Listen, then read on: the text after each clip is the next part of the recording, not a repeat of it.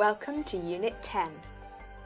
I love travelling, and I think the strangest thing I've seen was the Northern Lights when I was on holiday in Iceland. The sky looked so green, but it was really weird. It was amazing. What's the strangest thing you've ever seen? Have you ever done something really unusual? In this unit, we'll look at modals of deduction, verbs we can use when we're speculating or guessing about something. Oh, where's my phone? It must be in my bag.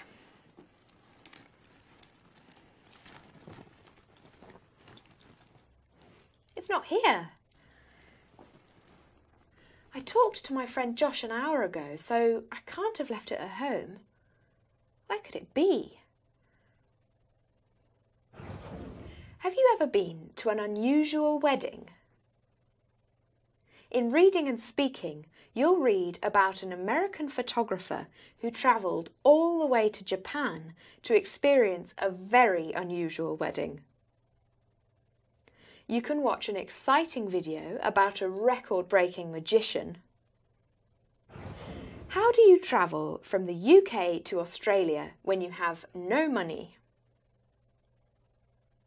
In the listening and speaking section, you'll listen to a radio interview with an Australian athlete who found a very cheap but rather uncomfortable way to get home from London. Everyday English focuses on expressing attitude.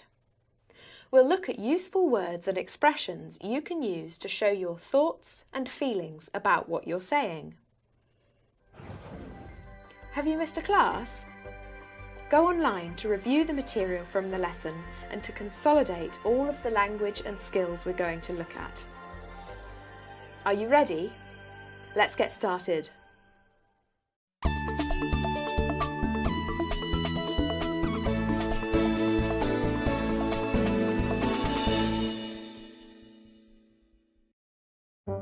My name is Martin Rees. I'm a magician and I've been doing magic most of my life, but I've been performing professionally for about 15 years. Through. You can then take the deck, for instance, and go 3, 2, 1, and then give the cards a shake, and then they go red and red and red and red and red all the way through. I've always loved magic because of what it makes you feel when you watch it, and I first got into magic when I was 4 years old, when I got a magic set for Christmas.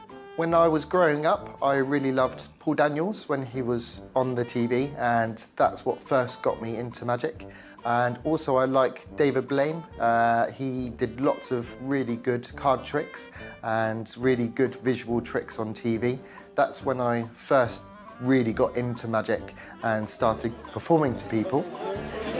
So, come on, and you can pull the ring off of the string once again. Just so you're happy.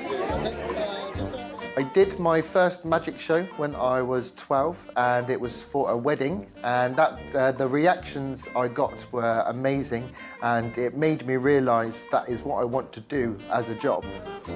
The best thing about being a magician is seeing people's reactions, because especially if someone's having a bad day, then you can brighten up their day. Martin specialises in close-up magic.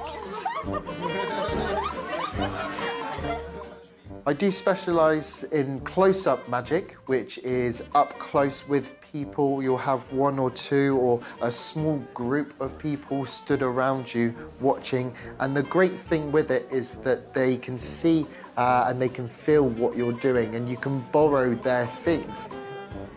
Close-up magic is magic with anything. It could be cards, money, people's personal objects like mobile phones or rings or different things they have in their pockets. People must react to Martin's tricks in very different ways.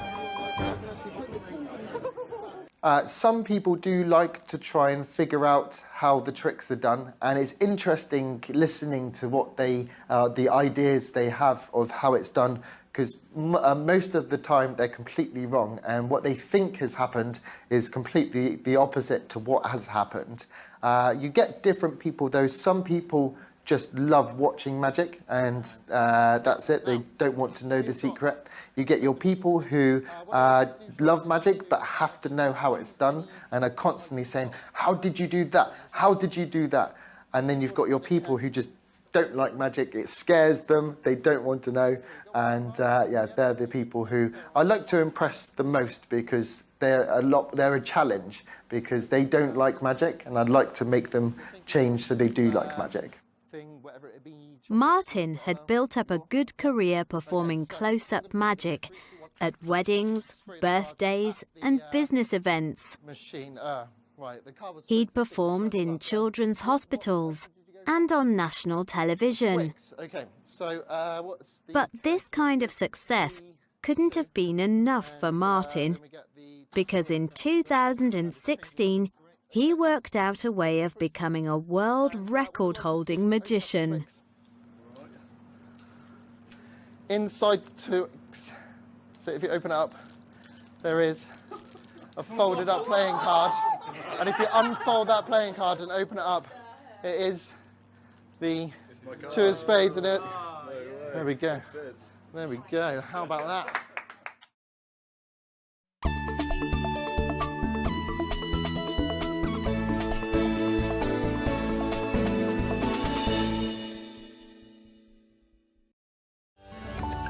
How do you become a world record-holding magician? It can't be easy. Martin decided he didn't want to break another magician's record. He wanted to set a brand new world record. Something that he could do that no one had ever tried before. The idea for the world record started when I started working for a children's charity who go to Great Ormond Street and other hospitals. So initially I was going to do a sponsored skydive and do a couple of magic tricks on the skydive to show the kids in the hospitals. But as the idea grew, someone said, why not look and see if there's a world record that you can do? So I looked into it, and not many magic tricks have been done as a world record on a skydive. So I thought, well, why not do the most magic tricks on a skydive? It can't have been easy to practice for this record-breaking attempt. How on earth did Martin prepare for something like that? So I started going to an indoor skydive centre, which has a wind tunnel that blows wind in a big loop, and the wind blows at about 120 miles an hour. It must have been very challenging to do magic in that situation. So I had to think of different ways of making the tricks work inside the wind tunnel, while also holding on to them as hard as possible in case they blew away. It may have been difficult, but Martin clearly impressed the people who were watching him practice. The manager of the wind tunnel said, why not do a world record in the tunnel?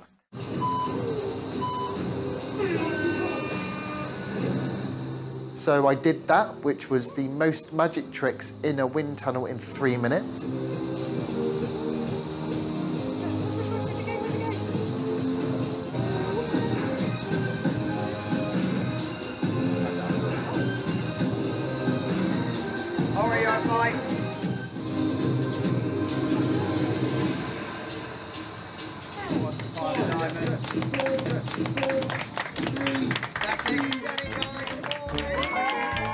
So, Martin had set his first world record. But his biggest challenge was still to come.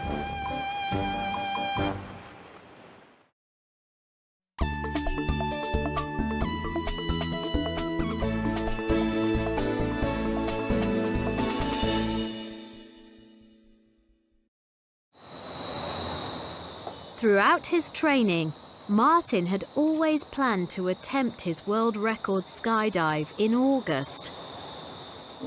So how did he end up doing it in November? Well, it turns out that some important people had heard about his wind tunnel record. Once I did that record, Guinness World Records called me and said, we know you're doing your skydive record in the summer when it's hot, but would you do it as part of Guinness World Records Day, which is in November? So we did the world record in November. The problem with that was it was so cold because we jumped from 15,000 feet, and at that height it was about minus 20 degrees. So within 5 seconds of leaving the plane, my hands were so cold I couldn't feel the tricks in my hands, which made it a lot more difficult. To set a new world record, Martin needed to perform 10 tricks on the skydive. But his hands were too cold, and he couldn't do 10 on the first jump or on the second jump. And he only had one more jump because the weather was changing, and he wouldn't be able to jump in bad weather. But after a couple of practice goes, I did do the record. I had to do a minimum of 10 magic tricks, and I managed to do 11 on the skydive. So Martin became a double world record holder, and he appeared in news reports around the world. The publicity was great for his career, and Martin is planning to break some more magic records in the future. So there is a record for the most magic tricks underwater, and I want to do this record because, one, it's opposite of air, so from the air into the water, but also my biggest fear is being underwater. So I want to overcome my fear as well as doing this world record. 4 pieces. But until then, Martin is back on solid ground, doing what he loves most: performing magic right in front of people's eyes. Right. Slowly burn the pieces together. If I go 3, 2, 1, like so, I can actually burn the pieces of your part.